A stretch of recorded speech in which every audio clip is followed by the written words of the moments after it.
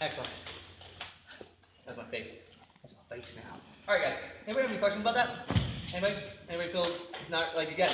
We're using this bumping mechanism to just sort of force them to their shoulder, whether it be I couldn't sweep them with the feet or they started moving in a way that I didn't want them to move. It's just like, and one thing they were really, Mike and Kyle were really working through this, I would say really well, is sometimes it's just like maybe you whiffed on the thing and you didn't get that leg over the back fast enough. So I fell to the right side, so let me grab you from here. Okay, I fell to the right side, but I didn't get this leg up high enough, so he starts passing to the left. Right, so you start passing to the left, like say you want to get that box blue situation, but if I can keep him up, I can destabilize. You see what I'm saying? Once he settles his weight, it's kind of a different story. Then I probably want to abandon because I don't want to get bomb flu choke. But if he's circling past me, as long as he's still up on his toes, I can use this bump. Now, I am not planning on showing this, so I guess later in the semester, so I guess I ought to touch on this, is if you were so inclined to want to fight out of essentially fight from an arm in guillotine when they've passed to side control. All I have to think about trying to do is get them up on their toes. So if he passed, let's say I get this arm in guillotine and he got flattened, I just have to get him to want to go up to his toes. So there's a couple ways I could do that. One is I could try to scoop myself under and sweep, and he's coming up, and I push into him, right, stay straight. Like, no, let me knock you over. Like I'm trying to pull right, I'm pushing, and then bump. And by the way, guys, there's that transfer as well. You're doing it so quick, I don't even see your bump. Are you doing that with your feet? It's with my shoulders. I'll show you after, we'll go over it later. And I was not letting him do that. I can tell. Right, you see what I'm saying? It's kind of like, now again, if I tried to bump him, so just to demo one more thing. Let me get that head arm one more time, and settle side control, and be real heavy. I'm not going to lightly bump him up this way. So I have to find a way to get him on his toes. So whether it be like bridge, try to sweep. Ooh, there it is. You see what I'm saying, guys? Now, again, whether you should be fighting that fight, there's a lot of ways that can go wrong. So the conservative choice would be he passes, go into frame and escape mode. But, we like to live dangerously in this class. I want to make 2 points. I want you guys to work on this.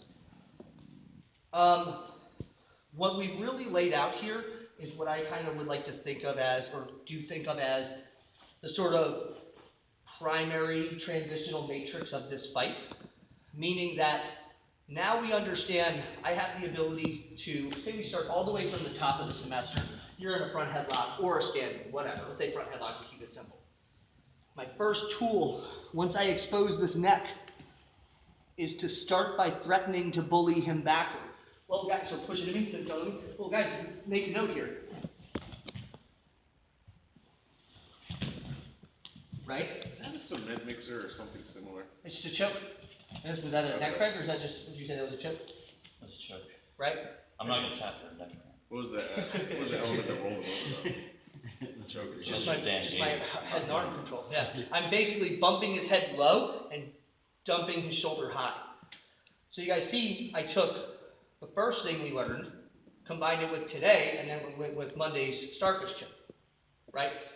Likewise, okay, I'm in the guard, I pull to the guard, I go for the elevator sweep, maybe he pops right up to his knees. Well, so let's go through that. I'm here, I get the choke, whatever, I'm working for the guard situation for Monday, I elevator him, right, but let me get it, but let's say I get it, and he pops right back to his knees. Well, there's my choke, right?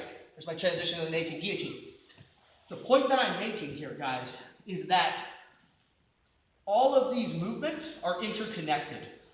We teach them, or I teach them, I should say, in the order that I teach them, because I feel like these are the logical sequence of events to sort of work through. But guys, what I want you to do in the next session of drilling is play through these transitions and try to be creative. Right? I can drive them backward. If I feel like I'm close to winning that fight and driving them backward, bump them on their side. Go to the starfish. It's right there. Right? Okay? Okay, I pull to the guard. I'm trying to get the sweep. I can bump them. Right? I can always go back to my front head. If I don't feel like the elevator's there, bump them to the side, go back to your front headlock. Right? Another thing that's worth noting too is, okay, let's say that, like I bump him over, I go to the starfish, I go to take them out, and he starts moving his hips out, right? Like if he, instead of him settling right away, like maybe he starts scooting his hips, I still have the choke. I still have the front headlock, or at least the thread of the guillotine, and can go back to the front headlock. So I want you guys to play around with transitioning, and the only thing I want to add in there is a little bit of a, what you might call an escape valve. What if I find myself, I'm in this loop, and it's kind of not going anywhere, like was kind of toggling around, and I want to gain some advantage. So the last little nuance is, let me get you a front headlock, let me get you here. Since we're not going to go over this at any other point in the semester, if I get him to this front headlock, and we've played through this fight enough times that I don't feel like I'm likely to get the choke, or I feel like my grip is slipping maybe, I'm going to frame on the elbow of the arm that I've trapped. So I'm going from here to here, and I'm just posting on this, okay? All of my weight is going on the shoulder, on my shoulder between their shoulder blades, and I'm up here like this, okay? We'll talk about this pressure more later, but basically, if you imagine it like, let's rotate this way a little bit. Perfect. I have the knee of the arm closest to the head on the floor to start with. My shoulder should not be past the line of his shoulder blades. It should be going into, you can ask Mike, that's already kind of unpleasant, right? Mm. I'm not even putting that much weight on it yet. This foot is a kickstand, and I get up on my toes. Move around, please. Yeah, that's tough. Right? Real heavy here. If he goes to sit out, sit out. See what I'm saying? It's all here. Finally, let me get you back. What I'm getting to, I have him in that front headlock, say you're on your forearms, I'm here, and then I'm going to frame on this elbow and step the opposite foot forward. So in the sense of I don't step the foot on the same side as the arm, I step the opposite side foot so that my hip clears the shoulder. So you're kind of sitting through the... Exactly, almost like exactly like a sit through. So I clear his thing. So if he tries to get a single leg at this point, like, I have his hips. Start working for my back valve. So we have at all times this escape valve. Can I grab you, Mike? Where, okay, I'm bullying this person around, blah, blah. We're here. I get to that head and arm situation, right? We're here. I'm up, frame on the elbow, step through. So if he tries to grab a single leg at this point, it's like he's not going to get it. And you're in a really good position right here to drag this hip right away. Get your back. Does that make sense, guys? Yeah. I want you to just play around with that and play around with, again, free your mind, connect sort of the little, right, connect the pieces together. Don't be so rigid as to, oh, I do this, then this, then this, then this.